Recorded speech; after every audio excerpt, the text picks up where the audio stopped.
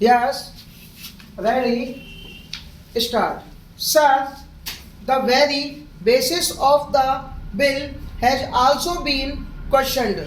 That is whether the restructuring of the capital of the institutions is at all needed. It is our view that a developmental agency should be organizationally independent and its board professionalized. Having fully fed the Industrial Development Bank of India since its infancy for a decade, the Reserve Bank has placed it in a position of importance. The government have therefore taken the view that the time has arrived to elevate the status of the development bank to that of the principal financial institution. Just as the Reserve Bank is the central bank of the country, the Life Insurance Corporation of India is the principal investment institution. The development bank should achieve the status of the principal financial institution, all the three being directly owned by the government. The bill seeks to achieve this purpose. Further, the board of the principal financial institution should reflect the various impulses of different states of India, particularly those which are industrially backward. As I have already explained, you will see from clause 6 of the bill that in a board of 25 members, excepting two who are government officials and two employees of the financial institutions. The rest are professionals in the sense that they represent all India and state level office financial institutions, banks, and various fields like science, technology, industry, economics, industrial, cooperative, marketing, etc.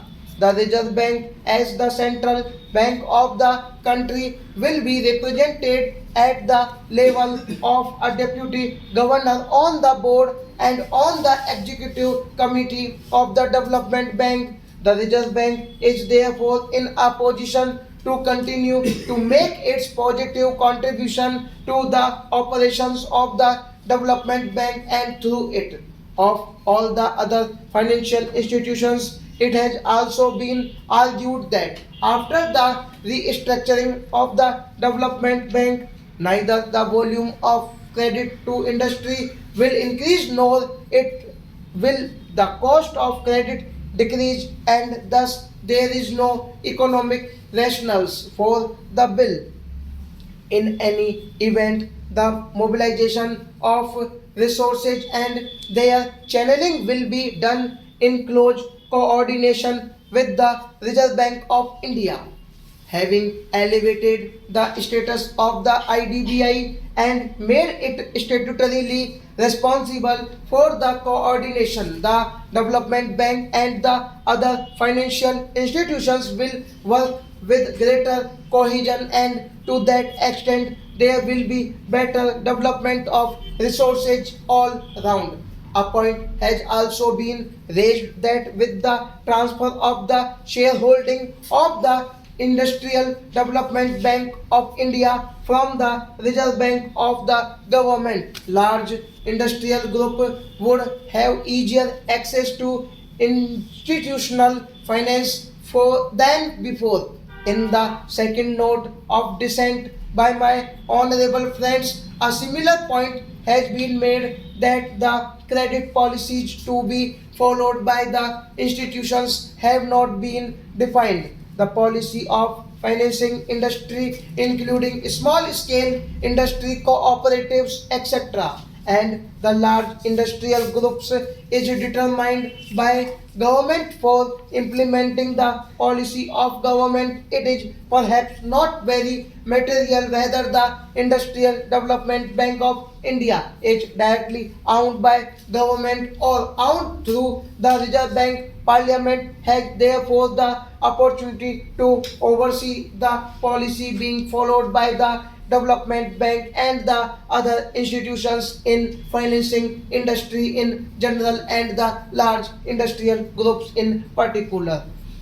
The honorable members have in their minute of dissent referred to the position that the employees' representatives will not be elected on the board but will be selected in a manner prescribed by government. They have referred to the practice prevailing in regard to the appointment of directors on the boards of the nationalized banks. I may inform the House that in the case of the nationalized banks, the scheme framed under the Banking Nationalization Act does not provide as such for a direct election by workmen of their representatives on the boards of the banks, and a representative is chosen out of a panel of three names suggested by the federation, which on verification by the central labor commissioner has the largest number of workmen as members. A more or less similar procedure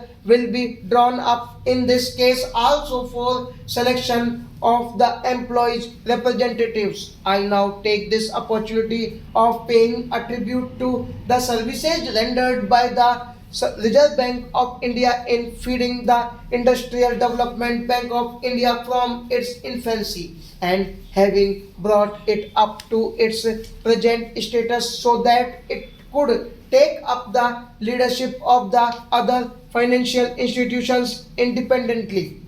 As I have already stated, either the Industrial Development Bank of India will continue to be as much a concern of the Reserve Bank as of the government in the new setup as well.